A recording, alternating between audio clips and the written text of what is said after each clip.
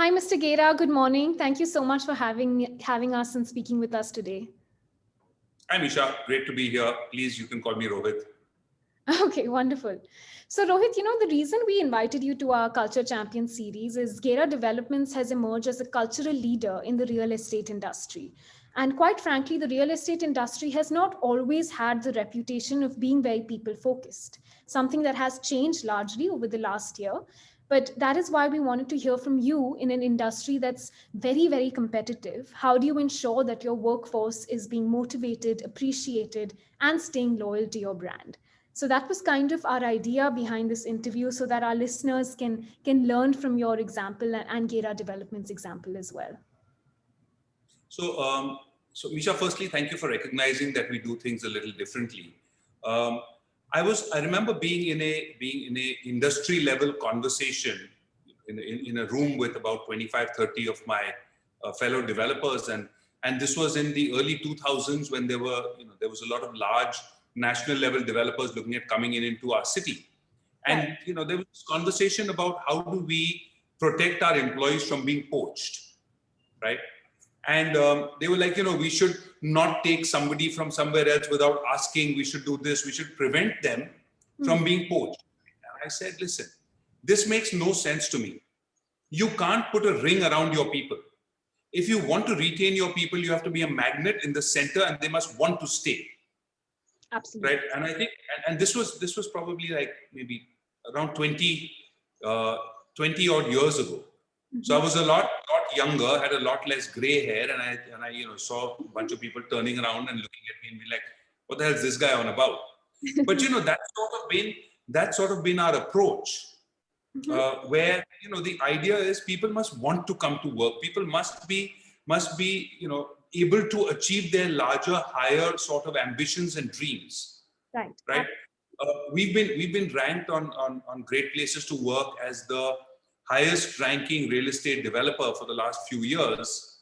I don't hide behind the fact that we're number one in real estate. We're still number 7 and 8 in mid-sized companies in Great Places to Work. And when we got it for the first or the second time, I told my team, I said, listen, we're not a great place to work. We're a good place to work, right?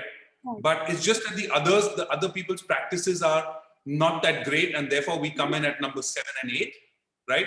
But I think that if you want to be a great place to work, people must be able to fulfill their dreams and ambitions, right?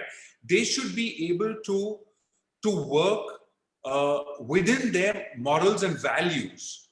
And you shouldn't ask somebody to do something which goes against their moral compass. And I think those sort of things is what give people a sense of place, a sense of being at home, right? Sure. And a sense of therefore being able to achieve their dreams and aspirations. And my leadership team today, two out of the three people two out of now four in my leadership team have been with me for over 10 years, my CFO and my head of sales, right? And I can tell you the four people in my leadership team, each of them are better at their jobs than I can ever be, right? So it's when you surround yourself with people who are better than you, that's when you respect your people who are within, who are in your own team.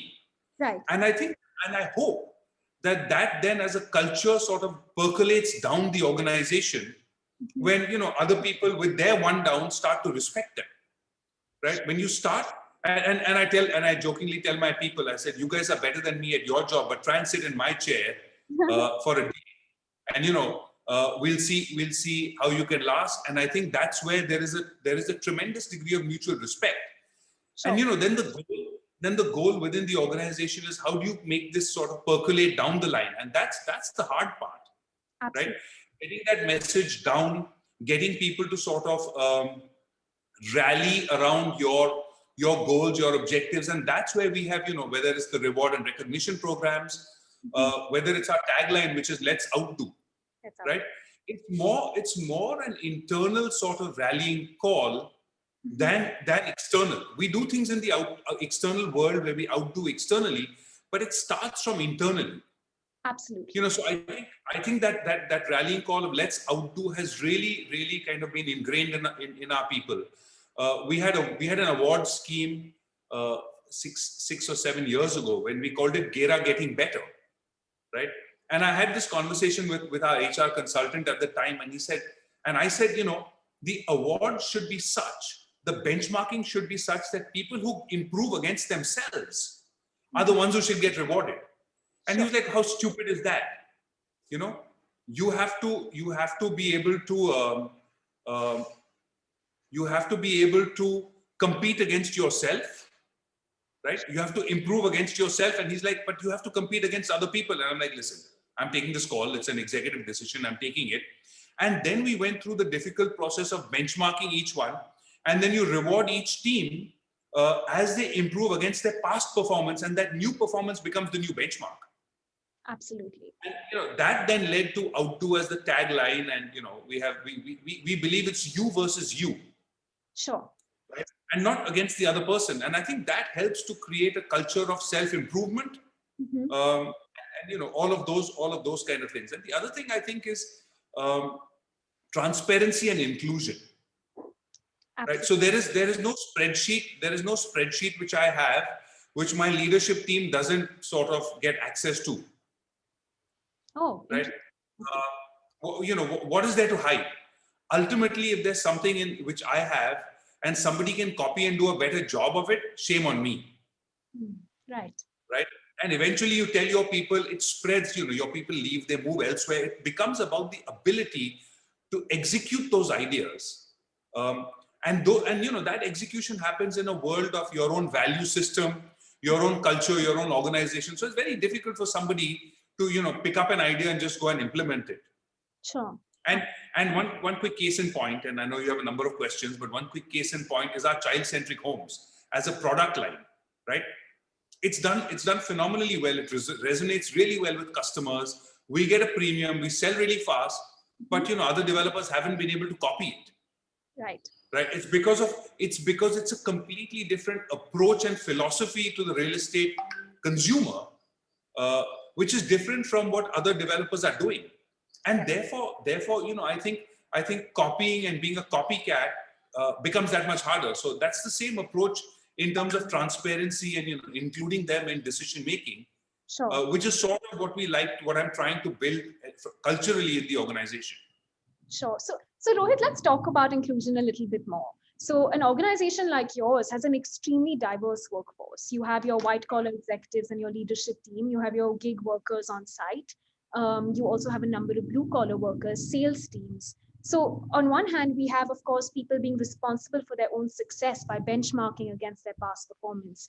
But how do you try and ensure that everyone feels accountable and contributing to Gera development success as an entire organization?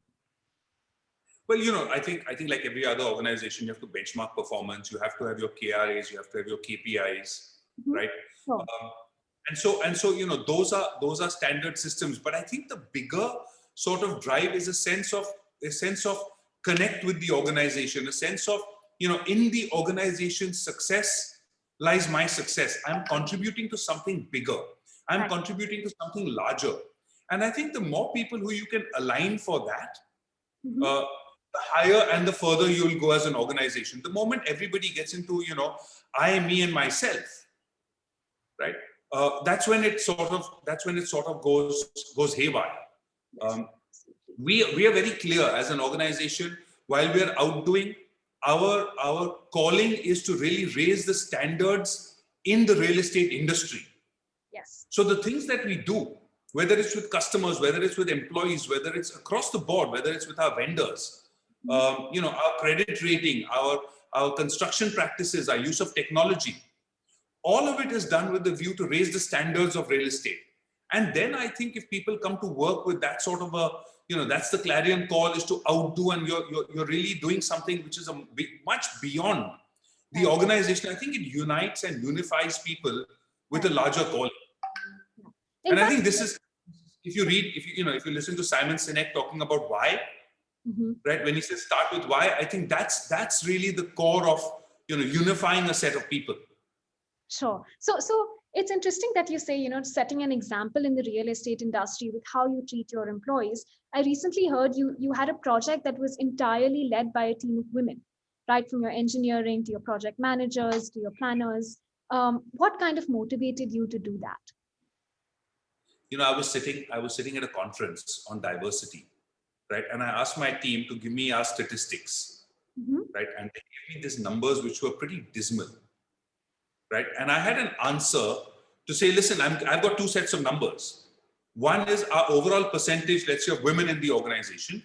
And then I said, but because we're in construction, we have, our percentage of women in the office is at par with industries. And then, fortunately, they didn't ask the question, right? I think they just didn't want to put people on the spot. But as I sat there on that stage, I thought to myself, I can't need to hide behind our industry to have this sort of a ratio and say, oh, because we're construction. So it was sitting there that I thought to myself, I need to change this. So I started thinking about that and said, let's get a team of women to run a construction project. And then there was a debate of saying, should we incorporate, should it be a mixed team? And just to say, let's do a 50-50 team on the construction site. And what I realized when I spoke to some people, that was not going to bring any change. Because, our contractors and the construction workers have a very feudalistic sort of mindset. They don't want to take instructions from women, especially when there's men on the construction site. Right. So we said the only way to break this is to then have a team of women who are going to actually, lead the entire construction site and the project. And, the contractors that we interviewed, in the interview, we said, look, this is the woman, she's on the, she's interviewing you. It's going to be her decision. If you're willing to work under their instructions, you can work. Otherwise, don't let the door hit you on the backside on the way out.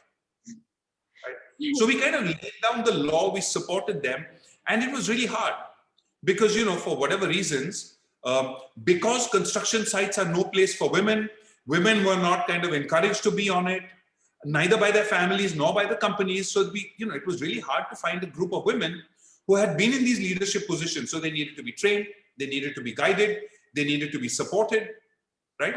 And I have to say, they did a phenomenal job. Absolutely. So we were delighted by the end product. And today those women are kind of integrated into the construction sites. But we proved that a group of women can actually go out and build a construction project. And I interviewed each of them in the first round. And I said, listen, nobody's given a group of women this opportunity before. So the future of women civil engineers rests on your shoulders. Right? No pressure. If you want, no pressure, but if you want to do this, do it. But if you don't, you're going to set back, the cause of many women going into the future. And one of them actually turned around and said, thank you for saying that to me. I don't want to do this. Right? And it was fine. You have to respect them. You have to be open. You have to be transparent and say, this is what we're trying to do.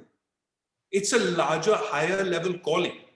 Yes, absolutely. And, so I think that then when you give people a higher sort of calling, they work really, really hard. Absolutely. Because they knew that they didn't know. So they were, undergoing training, right? They were dealing with the challenges on the construction site. They were out late because construction, the concreting of the slab sometimes goes late into the night, right? We provided them with the support system, but they did the heavy lifting. Absolutely. And people will do the heavy lifting when you give them, to the earlier question which you asked, when they have a sort of higher calling and something larger and greater that they're trying to do. Yes. So Rohit, when we, first of all, that's amazing to hear. I'm sure our listeners are also going to really appreciate hearing that example. And I can see what motivated those women, because they was setting an example for millions of others to follow. It's not just doing it for yourself, it's doing it for a new generation of women leaders. That motivation, though, regardless of woman, man, in these times, is a little hard to find. It's been a tough year for a lot of us, where the same level of engagement to the brand, to our work, with so much loss and grief around, has been a tough objective to meet.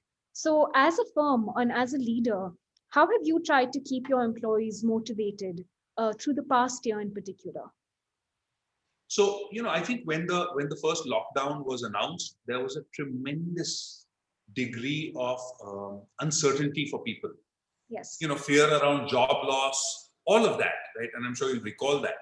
And the kind of rhetoric we were hearing, and people just talking about, oh, this is going to decimate everybody, there'll be job losses. So the first thing that we did, as soon as the lockdown was announced, I called a town hall of all our people and I said, listen, Nobody is going to get a pay cut. Nobody is going to lose their jobs. Okay. And this is my promise to all of you. Right. And you'll get your salaries on time. Right. As it ended up happening, we sent our paperwork to the bank. Because of the lockdown, we sent our paperwork to the bank. I think it was on the 25th or 26th of March last year. And the bank just took the paperwork and transferred all the money to all the employee accounts. So I spoke to them around the 20th. And as it ended up happening, not only did they get their salaries on time, they got it 5 days early. Right. So it straight away was, like you're walking the talk, right? So salaries were being done on time. We had town halls regularly. And then, we so far, we pay our performance incentives for the previous year with the April salary. Mm-hmm. Sure. Right? And so we had a conversation with my leadership team, and we said, look, there's no reason why we shouldn't pay them for last year's performance. Yes. And so, I sent with an apology, I sent them their performance incentives on the 15th of May instead of on the 30th of April. Because we were tied up with, dealing with other things. I recall a conversation with a bunch of other industry leaders from real estate. And they said, listen, what happens if, this pandemic situation goes on longer? I mean, I know you have some resources and reserves today, but what happens if you run out? I said, if and when I run out, I'll go back to my team and say, listen, when I had it, I gave it to you, right? Can you support us back? Yeah. And I'm sure they will. Absolutely. Right? Fortunately, we didn't, that didn't end up happening. And we continued to pay all salaries. Nobody got a day short of salary. Nobody got a day late of salaries, and nobody got laid off. Not one person got laid off. Hats off. Right. So, and I think that people realize, and that's what then gets them to feel, when the organization needs us, we need to go back and do our bit because, we were taken care of and we were protected. In fact, I did an interesting thing. We made a little video, right? A 1.5 minute video, and we circulated it to all my staff. Right. Right. In the heart of the lockdown. And it basically portrayed a bunch of people, the people who were destitute, who were having difficult times, who had lost their jobs. It pictured them, right? Saying that they have no money, that they have no income, that they have no job, that they have no money, that they have no food, yes. Right? And you guys have nowhere to spend for toys for kids, nowhere to go to multiplexes. So you guys have increased disposable money in your hands. How about each of you contribute at least a day's salary, right? And we will match that, and let's give it, let's donate it. Right. And, people came forward, they gave money, we matched it. And it was so phenomenal that even with the time of uncertainty for them, right? They saw that, this is okay for us to even contribute to other people. Sure. So as an organization, you do your CSR and you give your money, and as a family, you do these things. Right. But I was so pleased to see that my team across the board came and, contributed and gave money, despite, challenges for all of them, despite uncertainty that they were looking at for themselves. So I think, things like this unify people, get them together. And they've done a phenomenal job. And then one of the other, so, whether it's medical assistance, right? Whether it's, so I think, the last lockdown and this time around, things are very, very different. Yeah. Right? I think people take, this time around, people are not taking, pay cuts and, job losses as seriously, because those are, we've realized that this is temporary. Sure. Right? Last time there was this tremendous degree of uncertainty. How long will this last? Right? Everybody says, okay, don't do a hard lockdown, do a soft lockdown, and so on and so forth. But this time around, I think the crisis is around death. It's around, inability to access healthcare systems. It's about a degree of helplessness that people feel. And I think that this time requires us as leaders and organizations to be far more hands-on, far more empathetic, far more present with our employees to help them get through this. And that's what a leader does, right? Absolutely. So I think that's what this time around the lockdown is going to require us to do things a little bit differently, or maybe a lot differently as leaders. This time around, it's about ensuring that our teams, and I know all industry leaders are doing this. We see it on multiple platforms. Listen, I need remdesivir for somebody. Can somebody help me get a hospital bed, right? Things like that. People. I see leaders doing this for their employees, and I think these are times that it requires us as leaders to do this. Absolutely. I think we recently wrote a blog about this, about how people-focused leaders are more important than ever. And I think last year, while the focus was crisis management, now you have to actually manage not just job security, but the emotional and physical well-being of your employees. Absolutely. So a lot more has to go into it. So let's, you had touched upon this a little earlier, where you said you're also trying to change the real estate norm of slow technological advancement by introducing internal processes that keep you ahead of the curve. And I was wondering if you could talk about that a little bit, since we are a technology platform. So what are your views on that? So I think technology is a tremendous accelerator, right? So whether it is putting in, and as an organization grows, it enables you to grow, right? And as you grow, it enables you to not screw things up, if you will, right? So it kind of works in both ways. So we've done things at a multitude of levels. Sure. Of course, you have your standard technology platforms, whether it's Salesforce and whether it's SAP. So a lot of people have those systems, right?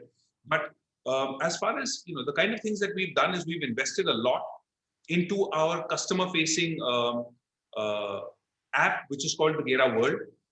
Now, customers can access their documents, all documents on that system. You can get your receipts. You can raise a ticket.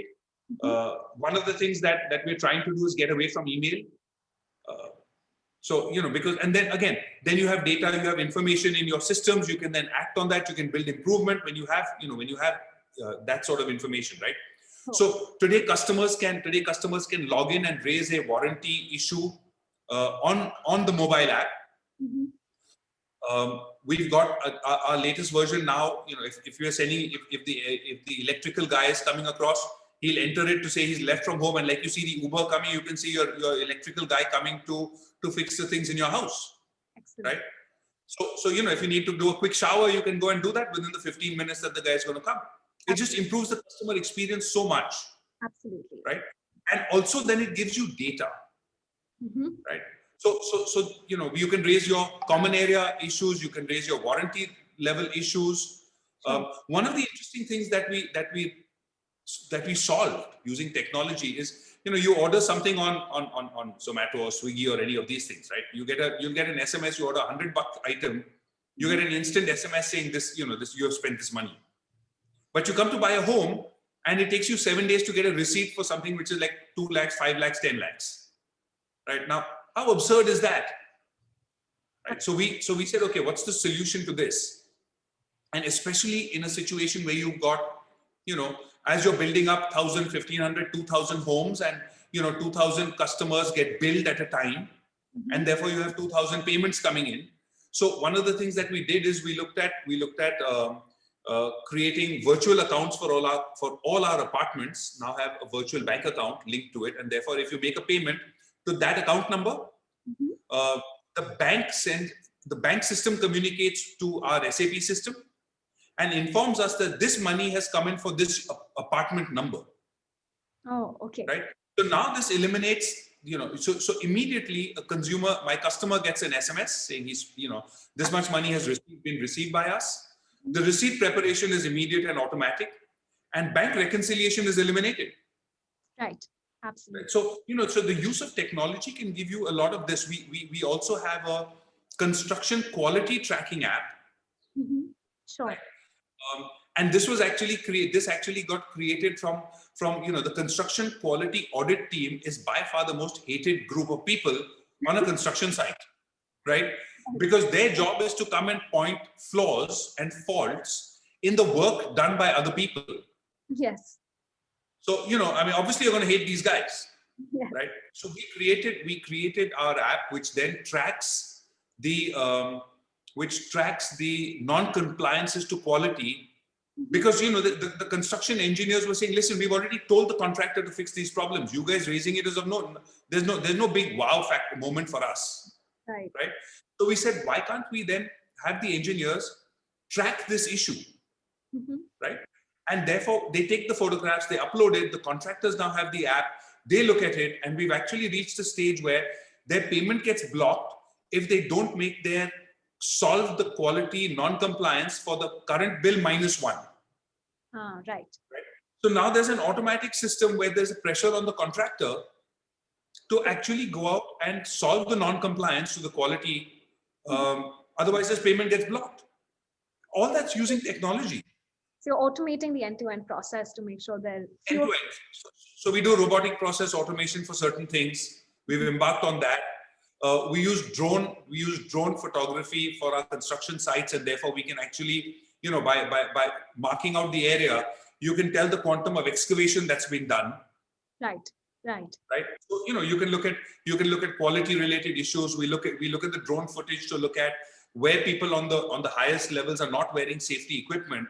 Now that comes with a lag, but at least you know the efficacy of your safety teams in terms of how efficient they are in terms of driving the fact that everybody should be wearing their safety vests and the helmets and all of that. You can see that in the footage. So now the drone photography, again, use of technology tells you, there's multiple use cases for that. Right. So there's so many different things. We're now embarking upon trying to automate all our internal approval systems, which then you can start looking at people delegating things differently, right? Where decisions that were taken and approvals that were given went wrong. Right. Analytics around that. So then there's so much that one can do. Yes. In the world of technology. I'm like a complete sort of believer in this, and I love it. So for me, it's great fun doing all of this stuff. That's so wonderful to hear. I think one thing you touched upon was the more technology systems you have, the more data you keep getting. It can sometimes be overwhelming, but when viewed in the right perspective, it is extremely useful. So what we've seen is the more data you get on customers and employees, you can hyper-personalize their experience in terms of any benefits that you're awarding them, any rewards, or even things like your own incentive schemes. There's no longer one size fits all. So what steps has Gera Development taken to personalize that rewards and benefits experience, whether it's for employees or customers or your various stakeholders? So I think personalizing that and customizing to be able to identify the value contribution by each person. And I think the value contribution is, we hire people for their skills and their knowledge, but I think what we need to reward them for is their attributes. It's when they act with the right value system, right? It's when they go above and beyond, right? Now that doesn't come out in KRAs. Right? How do you say that? How do you track that? So that needs to be tracked in a real-time sort of world. Yes. And so far, I think the coin has dropped that we need to do this, right? So and yes, we are evaluating different platforms that do this, including I have to say Gratify, right? So there are platforms, and this is going to be the way when you say transparency and inclusion, right? Then if you take it to the next level of being able to say, I know what you did, and and like we've talked, I know that I can reward you, or I can track it when it happens. That's invaluable, because otherwise we sit down and we will always talk about what happened in the last 3 months and what you did to irritate me in the last 2 months. Right. You tend to forget good performance or bad performance, right? That happened in April when you're sitting in last April, when you're sitting in the next April, to be able to look at a person's overall performance. And the KPIs and the KRAs are all about, things linked to skill and knowledge. But I think we need to start looking at rewarding people for those attributes. Right. Like I said, going above and beyond, taking the right call with a customer, right? Turning things around faster. So one of the things that I alluded to earlier, right? The internal approval tool that we're creating. Right. Right. Now that can track how fast individual people's turnaround is. So it's not just approvals, that also becomes a requisition tool for information. Absolutely. Once you can start seeing people turn around things faster, and you start seeing patterns with the data of the people who are slow at turning things around, now you need to look at it to say either they're overwhelmed because they have other things and other priorities, or they're just lazy. Right. Right. Or they have the attitude. And I can tell you, there are people in my organization who have this attitude. Are my tat in the SOP is 7 days. Why are you bothering me at day 3? 4 din hai na. Yes. Right. We will weed these people out. Right. Because we're building an organization where people have to be, you're driven with other things, you're motivated with other things. And so, there are all kinds of people available there. There are some people and some organizations where we're sticking to that process of turnaround being 2 days, and then I'll do it in the 2 days is critical. Yes. Right. And these people are best suited to be in those kind of organizations. Yes, absolutely. So I think people will find the right organization. You just have to have the systems in place to be able to recognize what kind of people you want, and then search them, and then just give them some place where they can actually fly. Right. And recognizing them, rewarding them for doing the right things. Absolutely. And also correcting them when the things are going wrong. Correct. is sort of what we're looking at doing and creating as we go forward. No, sure. I think the conversations we've had offline too have helped us inform our own functionalities, where how do you as a leader not get influenced by recency bias? How do you see an employee's overall performance? And at the end of the day, how does it affect the efficiency of the organization? Having a rewards program for the sake of a tick mark is not enough. You have to see the impact that it can have. I think this was such a wonderful conversation, Rohit. Thank you so much for joining us today. And thank you for setting an example for the industry and for the country to follow, especially during these very difficult times. I hope you continue to stay safe and well. Thank you very much. Thanks, Nisha. All the best to you as well. Thanks.